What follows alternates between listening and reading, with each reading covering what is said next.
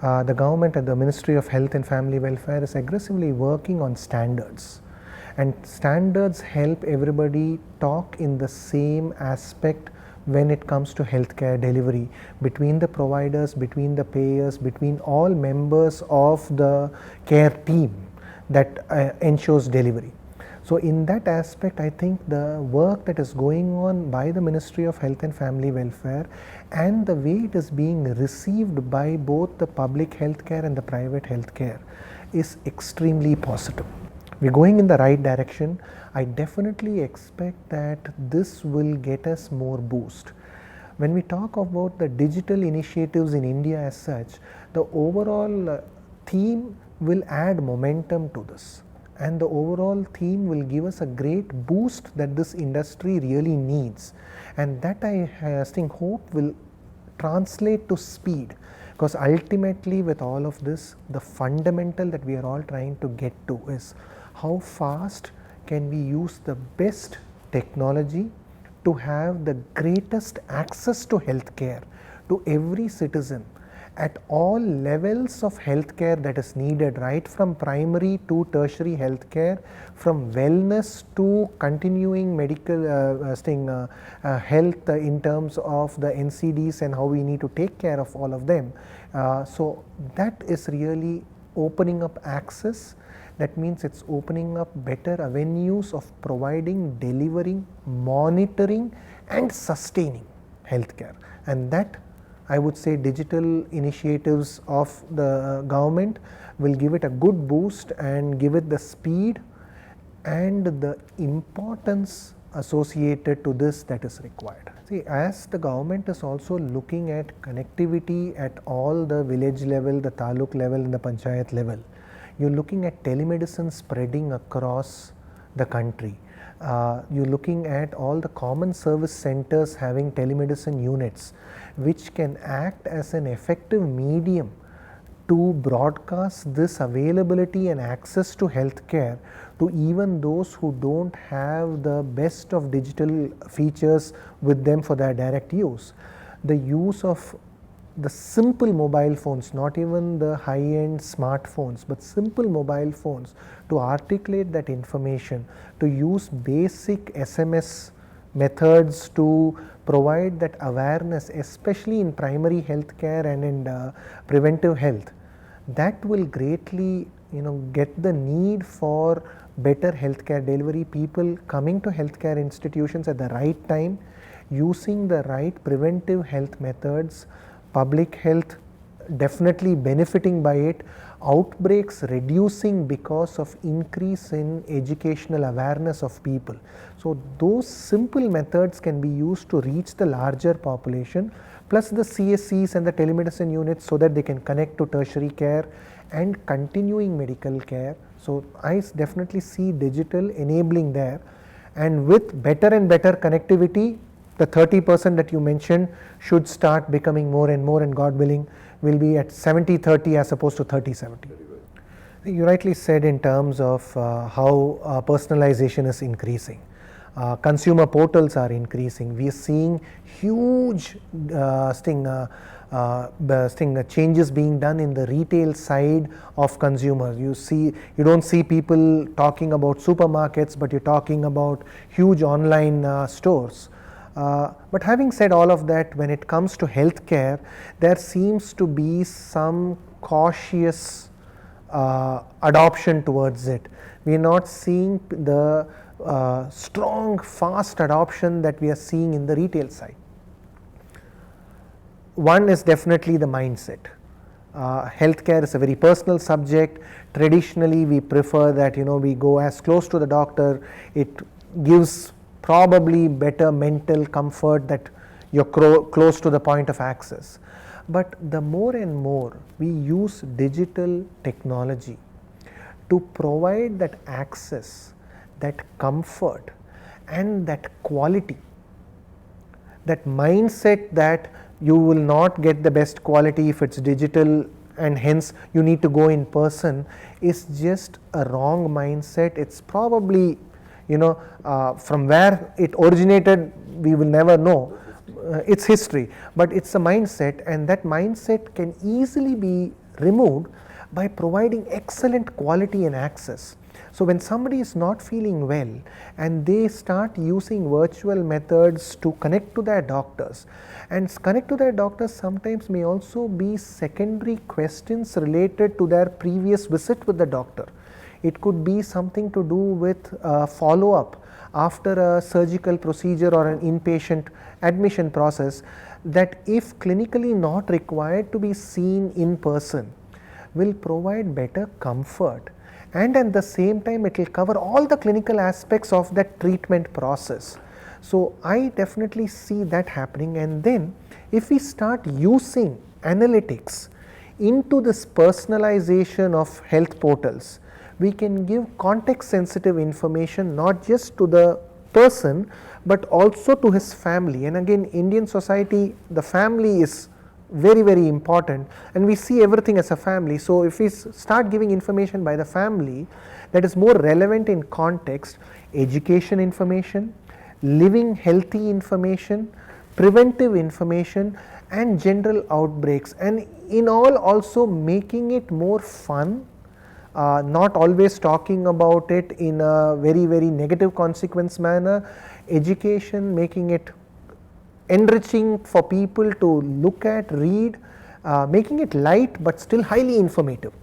Because the moment you give it a very morose look, probably people will stay away, or there will be fear built into healthcare, which can be completely avoided by making it interactive and effective. So use of digital methods, portals, and now that people are used to going to a single point portal for any information, be it your airline booking or your consumer goods, when that healthcare is there and you have a single go-to place, people will go to refer to that stuff. It may not be as frequent as the other consumer retail side. Good, the more people are healthy and keeping healthy, it's the best for India, it's the best for economy, and it's best for everybody. So, but there will be a go-to place. People will not miss the right medical care when they need it most, and that means right care at the right time can easily prevent bad consequences, greater clinical outcome. Again, we stay healthy and we do well.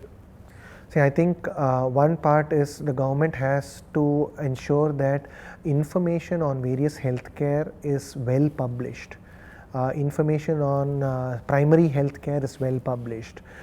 General diseases and outbreaks, preventive methods around that should be well published.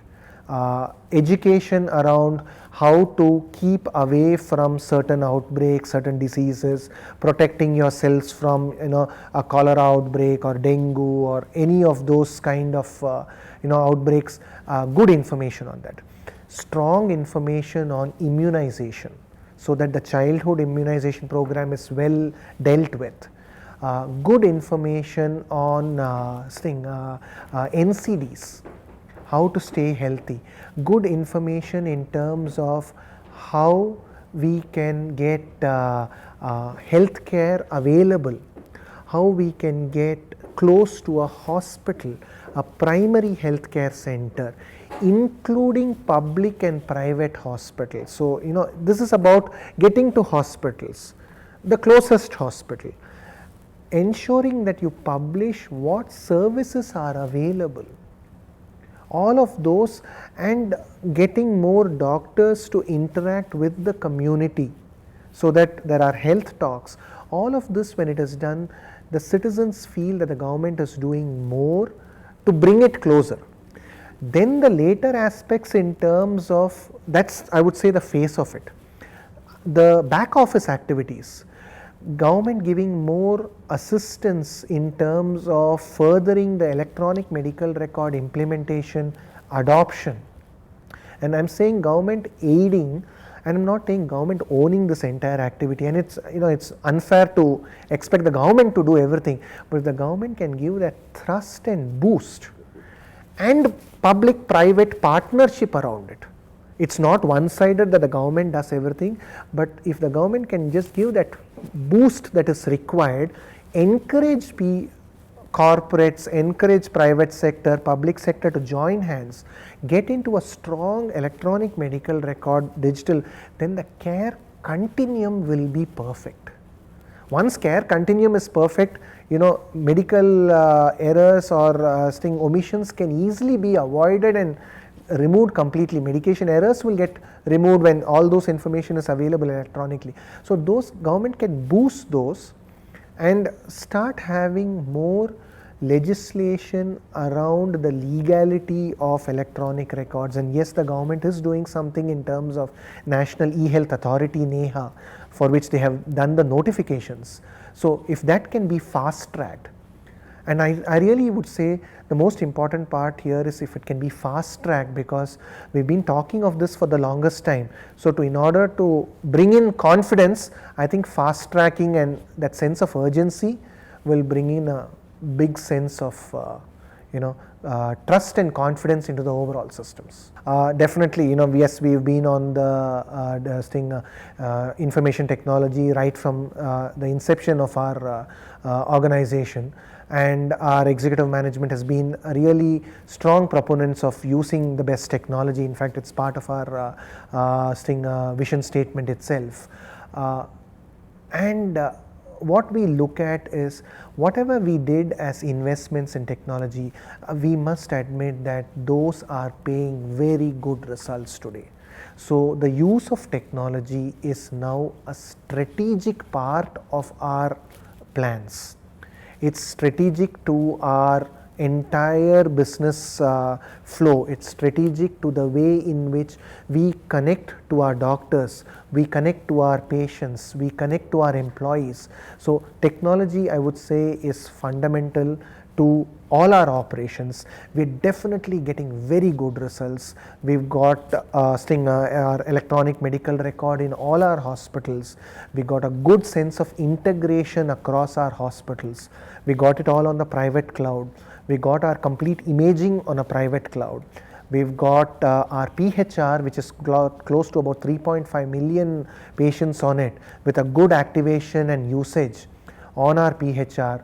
We've got our telehealth portals on which we are doing well. We've got virtual remote medicine services that are initiated, and we've got EICUs for intensive care in smaller hospitals. So definitely we are excited about all our technology solutions.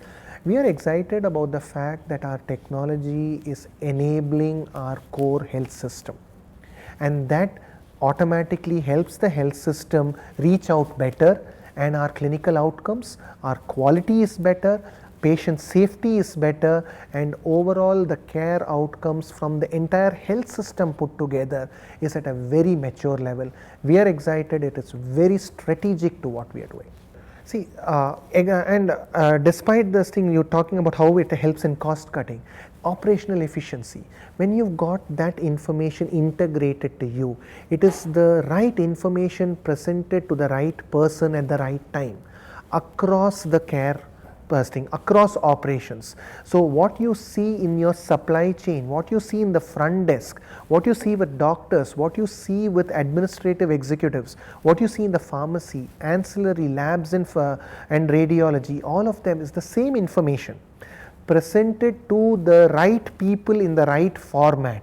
That means inefficiency in operations can be brought down to a significant extent, and when that brings down, the cost of all of that comes down automatically.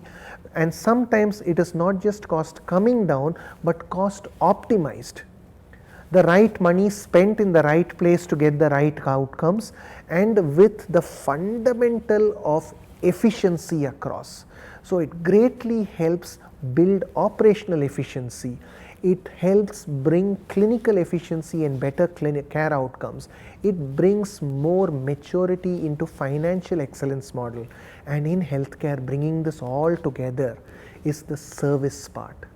Once you know all of this, the service excellence improves drastically, and when it improves drastically, the entire health system vibrates in a very positive manner, bringing huge sense of efficiency, ultimately good outcomes for the patient and healthcare for all. Thank you.